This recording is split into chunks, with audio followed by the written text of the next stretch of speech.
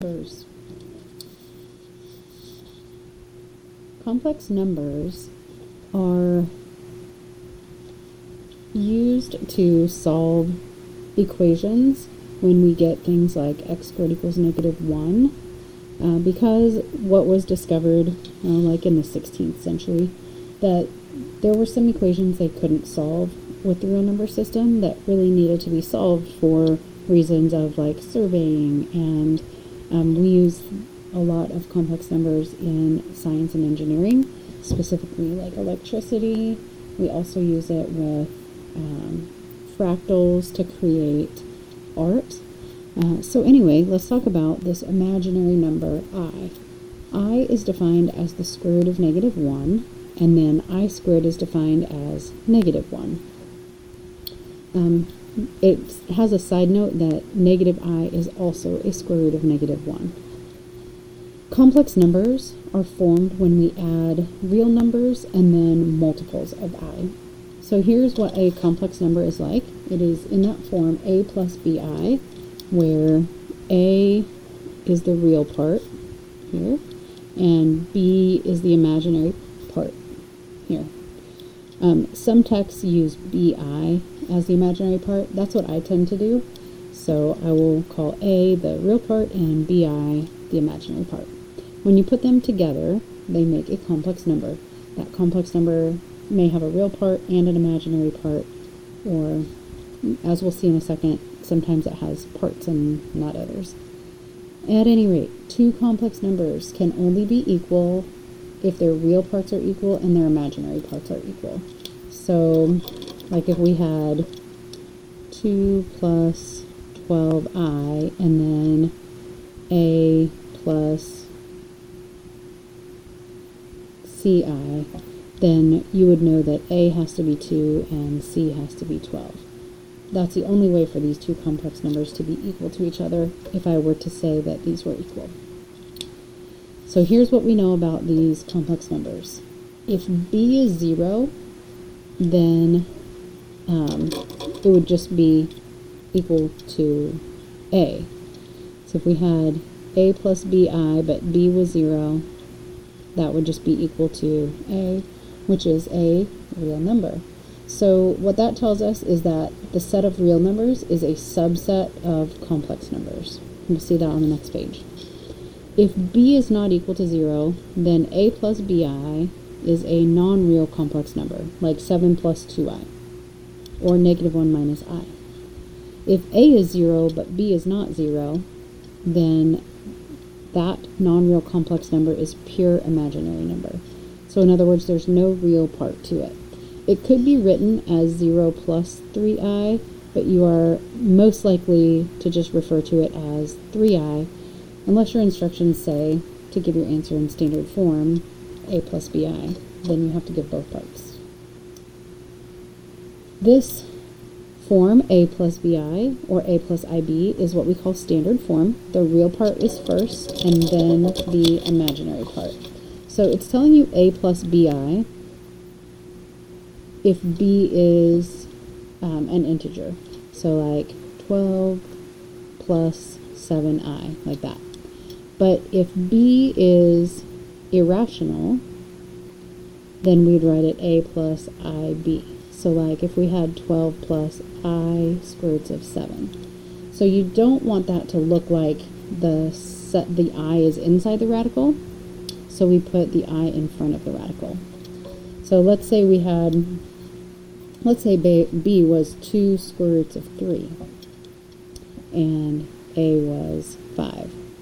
Then we would have 5 plus, we put the 2 in front of the I, but the I in front of the radical.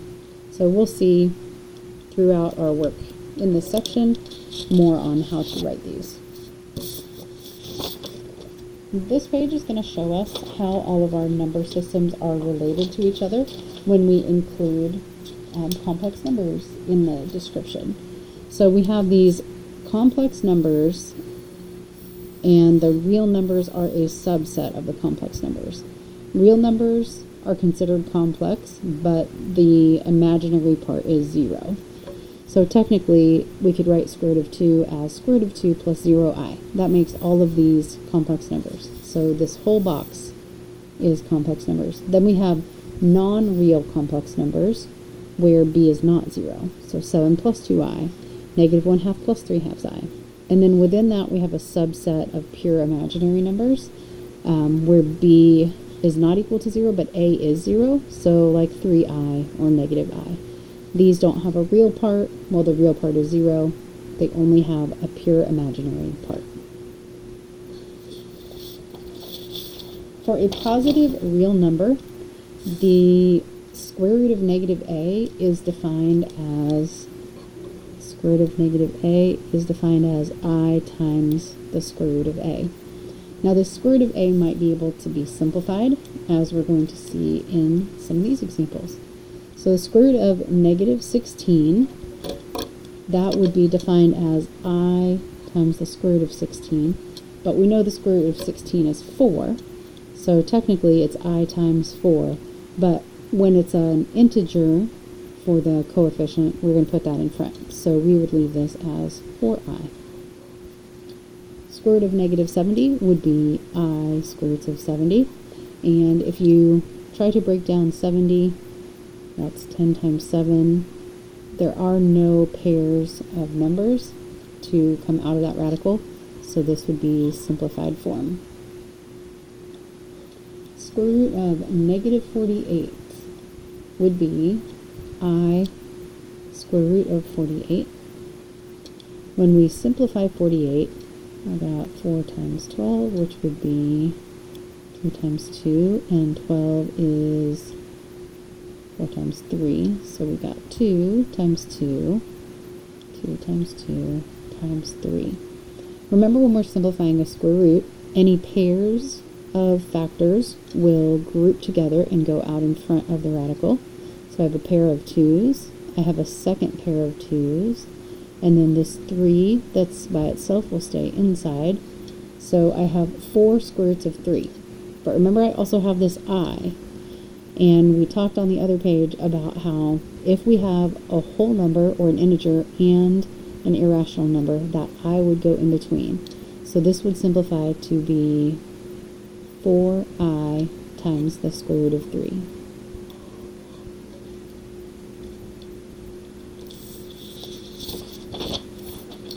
Let's talk about the operations we can do with complex numbers. Because complex numbers are real numbers and imaginary numbers, and the coefficients of these complex numbers are real numbers, we can actually do some operations with them. So, one important thing to note is that if I have the square root of negative a, I have to rewrite it in this form of I square root of a before I do any other operations.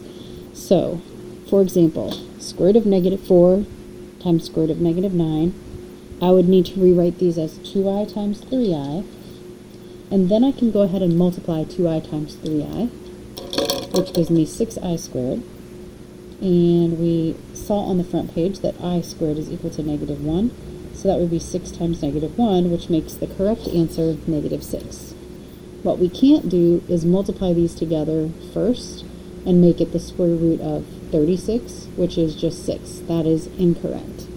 So you need to use the definition of square root of a equals, square root of negative a equals IA before any other rules for radicals. So do that first.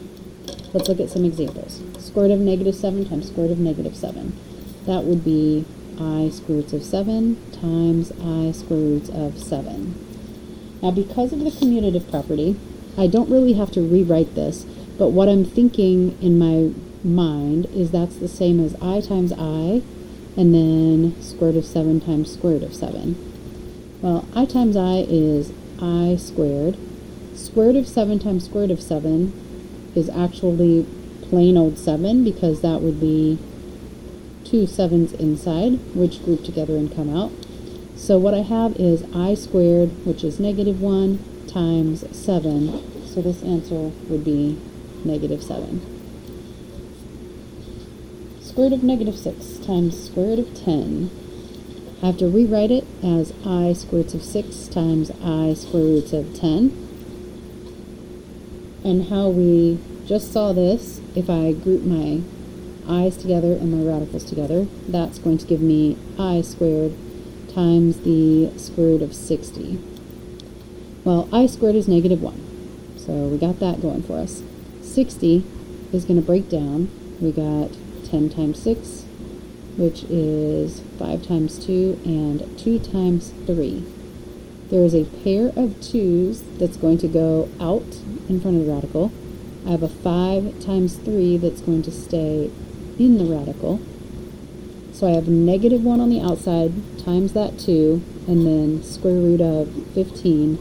So this answer is negative 2 square root of 15.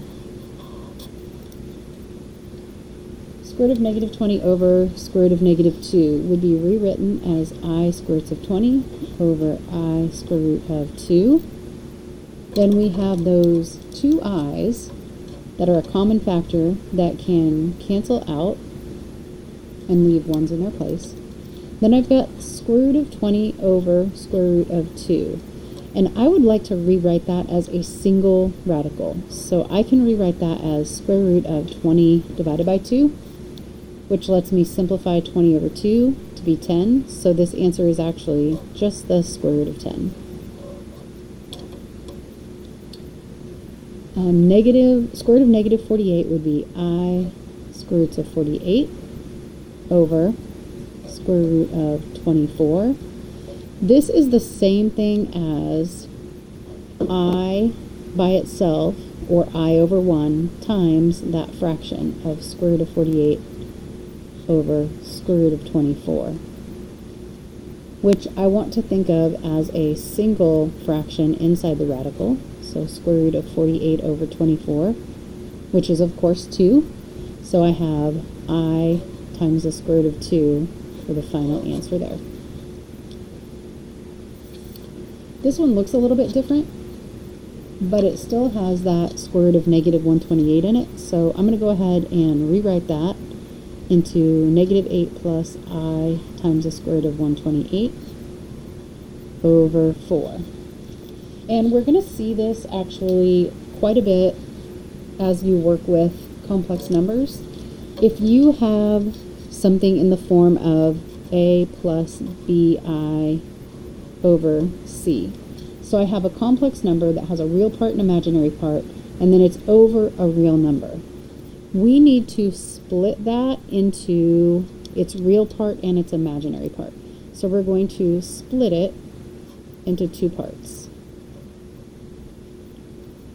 We're going to have a real part, A divided by C, plus we're going to have the imaginary part, B divided by C, with the I over on the side. So we're going to split it into two fractions, and then we are going to simplify each fraction, if possible. They won't always simplify. So this I'm going to split into negative 8 over 4, plus, I'll make that the square root of 128 over 4, and then put the I over on the side. Now that square root of 128, I should simplify that. 128, and that'll go 4 times 32, and then 2 times 2, 32, 4 times 8. This is a lot of 2's. 8 is 2 times 2 times 2. So let's see how many pairs of 2's I have.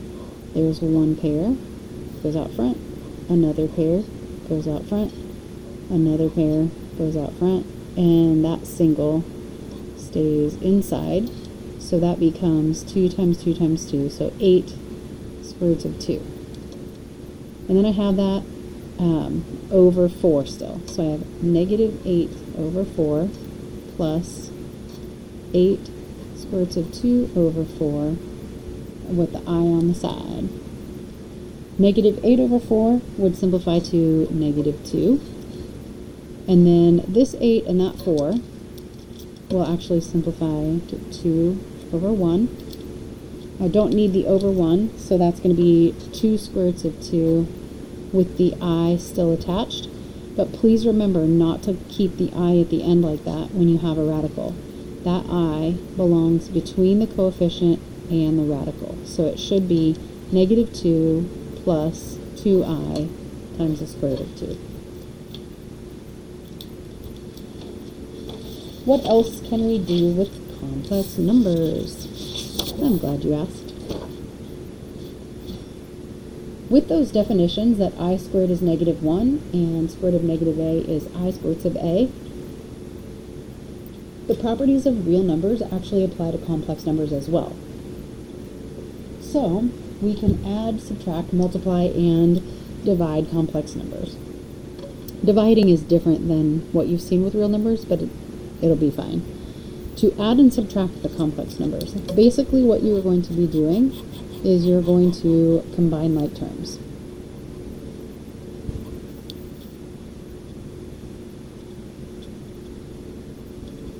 So we will add the real parts to the real parts.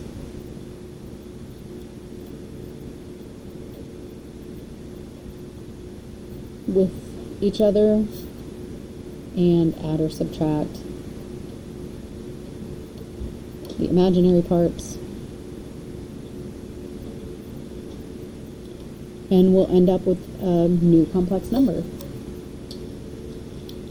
Here is a complex number 3 minus 4i added to another complex number, negative 2 plus 6i.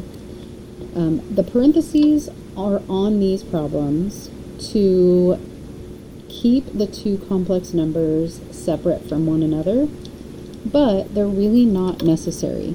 Because we are adding, I can just remove the parentheses and think of this like one long problem, just like that. Then I'm going to combine the real parts together, 3 plus negative 2, which gives me 1, and the imaginary parts, negative 4i plus 6i, which gives me plus 2i. And that's really all there is to it.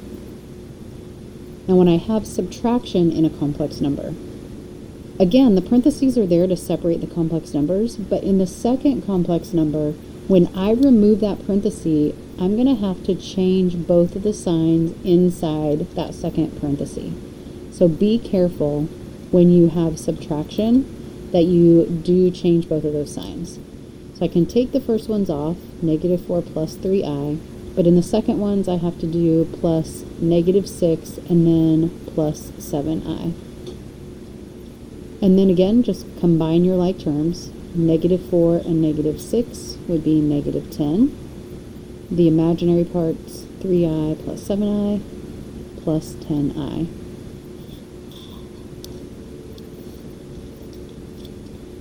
To multiply complex numbers, what you're going to do is basically we're going to be box multiplying. So you will treat I like any other variable, with one huge exception. Except, you got to remember that I squared equals negative 1. So, what's going to happen if you have an I squared? Let's say we have 12i squared. 12i squared is going to become negative 12. Let's say I had negative 63i squared. I squared is negative 1, so it's really negative 63 times negative 1, so that becomes positive 63. So I squared is going to change the sign of whatever coefficient is attached to it, and then the I squared is used up, so it goes away. Let's look at a couple of examples down here. 2 minus 3i times 3 plus 4i. We'll go ahead and box multiply that because it's two binomials that are being multiplied. So I've got 2 minus 3i times 3 plus 4i. And then fill in the squares here. 2 times 3 is 6. 3 times negative 3i, negative 9i. 2 times 4i, 8i. And 4i times negative 3i is negative 12i squared.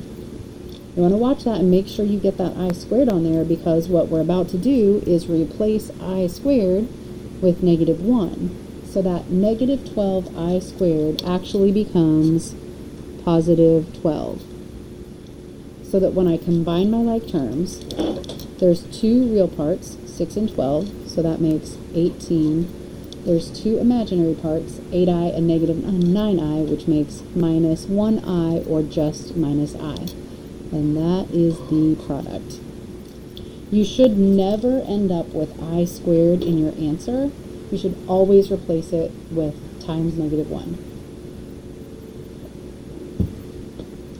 Letter B, 4 plus 3i squared. Remember that that squared symbol means we got to do 4 plus 3i times itself. So I'm still going to box multiply this.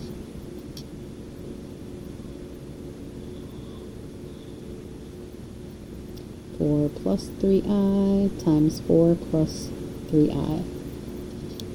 So I got 16, 12i here, and 12i here. And then in the bottom right box, 9i squared, which we know is not going to stay there. 9i squared is going to become negative 9. When you combine your real number parts together, we got 16 minus 9, which makes 7. And the imaginary parts, 12i and 12i, makes plus 24i.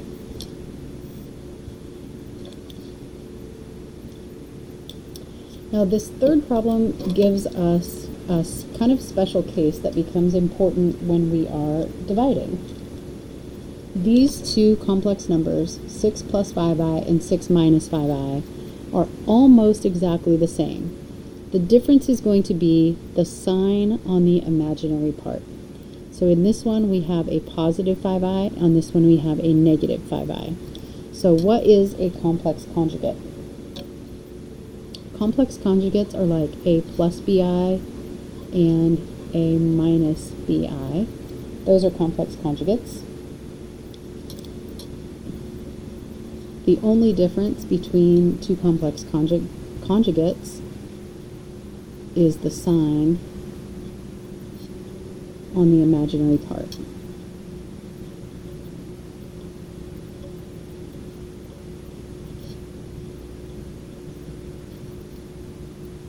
So let's see what happens when we multiply a complex number by its conjugate. So here we go. 6 plus 5i times 6 minus 5i. Let's see, 6 times 6 is 36. 6 times 5i is 30i. 6 times negative 5i is negative 30i. And negative 5i times positive 5i is negative 25i squared. So we know what happens with the negative 25i squared. That is going to become positive 25. So I will be combining the real number parts 36 and 25, which gives me 61. And then when I combine the imaginary parts, the negative 30i and the plus 30i, those are going to add up to give me plus 0i. And that's actually just equal to 61. So what happens when you multiply a complex number by its conjugate is that you get a real number. So multiplying those two complex numbers ends up giving us a real number, which we're going to use on the next page.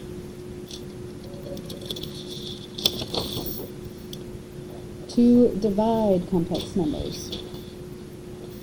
This actually is sometimes called rationalizing the denominator, which means we're going to turn the denominator into a rational number, not a complex number, which is why we have to use the conjugate, because we want our denominator to be a real number. So to divide complex numbers, what you're actually going to be doing is multiplying. And we're going to multiply the numerator and denominator both by the same thing. So it's going to be the same thing on top and bottom. What we're multiplying by is the conjugate of the denominator. And that's going to go both places. The conjugate of the denominator. And remember to find the conjugate of the denominator. All we have to do is change the sign on the imaginary part.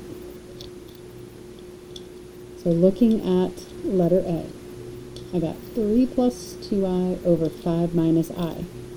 So I see the denominator, 5 minus I. I'm going to change the sign on the imaginary part and make it 5 plus I. And I will multiply that in the denominator and in the numerator. So I'm doing 3 plus 2i over 5 minus I times 5 plus I over 5 plus I. Now all I have to do is 2 box multiplyings. So I've got to multiply 3 plus 2i times 5 plus I. And then I'm also going to multiply 5 minus I times 5 plus I. So running through that, I got 15 and 10i and 3i. This box would be 2i squared. And this one I got 25 minus 5i plus 5i. And then negative I times I is negative I squared. Alright, remember that 2i squared actually becomes negative 2. Negative I squared actually becomes plus 1, because that coefficient was negative 1. So combining those like terms, the numerator is going to give me 15 and negative 2 for the real part, so 13. 3i and 10i for the imaginary part, plus 13i. The denominator, the real part will be 25 plus 1, which is 26. And remember, since they're conjugates, the imaginary parts should add up to 0, so this is actually just 26. Okay, if you think back to a couple of pages ago, when we said, if you have a problem that looks like this, where we have a complex number over another real number, we have to split it into a real number fraction and then an imaginary fraction, and then simplify those fractions. So that's what I'm going to need to do here. I'm going to need to split and simplify.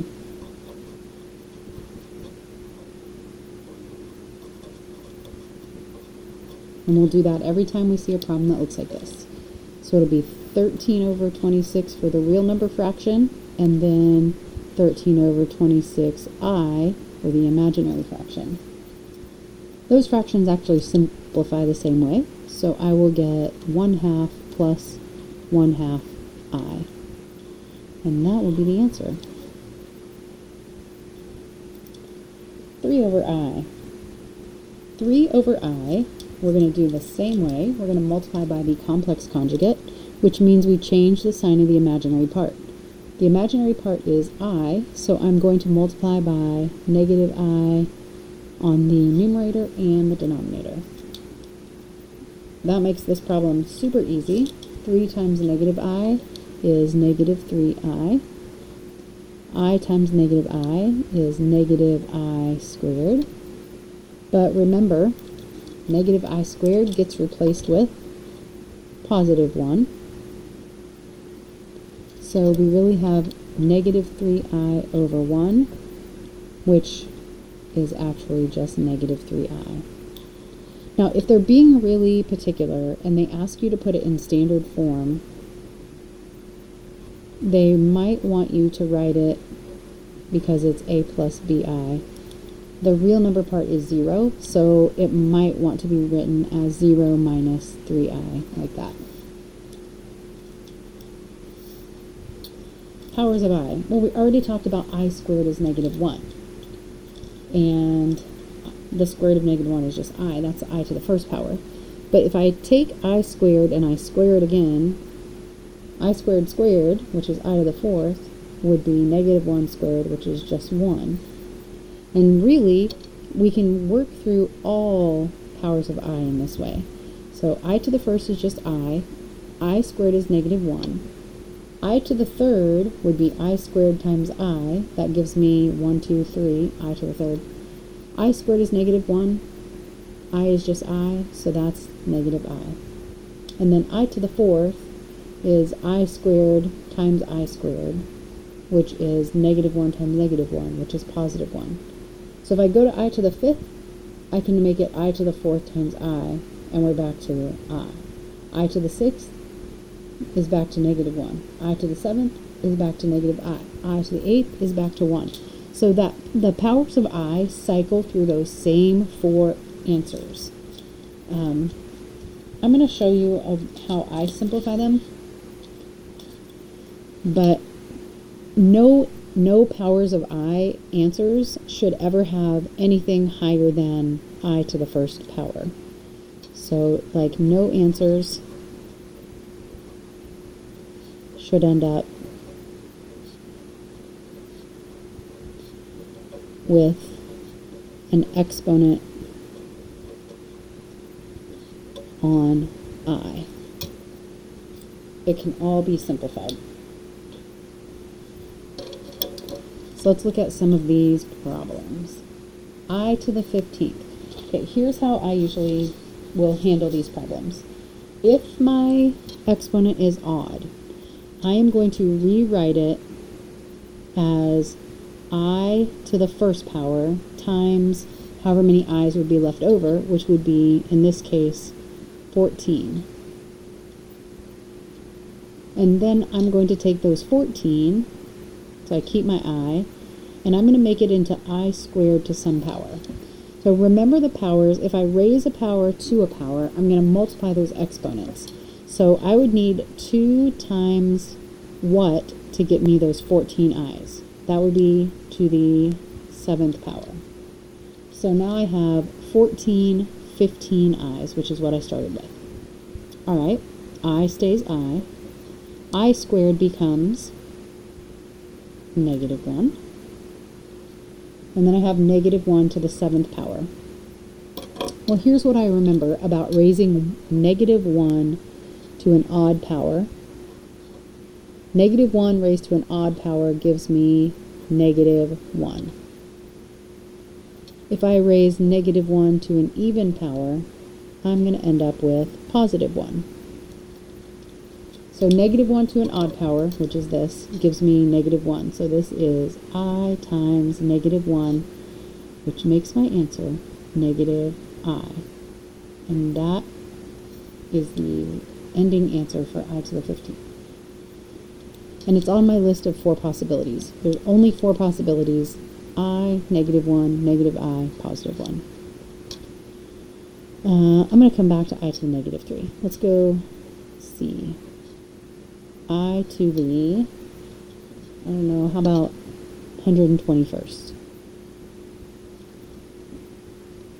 Since 121 is an odd number, I am going to write it as I times I to the 120th power, because that's now all 121 of them.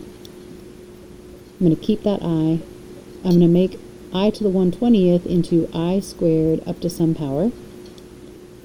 2 times this power of 60 gets me back to 120. But wait, I squared is the same as negative 1 to the 60th power. And a negative 1 to an even power gives me a positive 1. So this is I times 1, which makes my ending answer just I.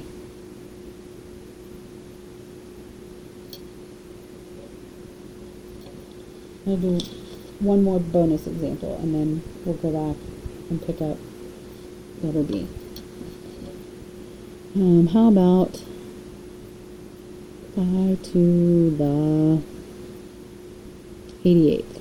8's my favorite number. Now, 88 is even, so I don't need to do I to anything, like I times I to anything. I can go straight into I squared raised to a power. I squared raised to what power would give me I to the 88th? That would be 44. I squared is negative 1, so I really got negative 1 to the 44th power. And negative 1 to an even gives me positive 1, so this answer is just plain old 1. Alright, let's do I to the negative 3. Remember that negative exponents mean reciprocals. So this problem, technically over 1, I'm going to rewrite, bringing that negative exponent down, so that it is over I to the third power. But I can't leave the numerator empty. It has to have a 1 in it, so it's 1 over I to the third power. Now, I to the third power is I times I squared, which is I times negative 1. So really what I have is 1 over negative I. Now this is back up to the type of problem we had up here, where we're going to multiply by the conjugate over itself.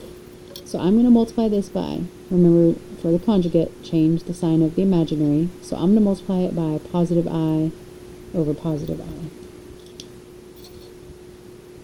which is going to give me I over negative I squared. But what's negative I squared get replaced with? Positive 1. So I really have I over 1, which is just I. And that's the answer to I to the negative 3. Good luck with these complex numbers on your math lab.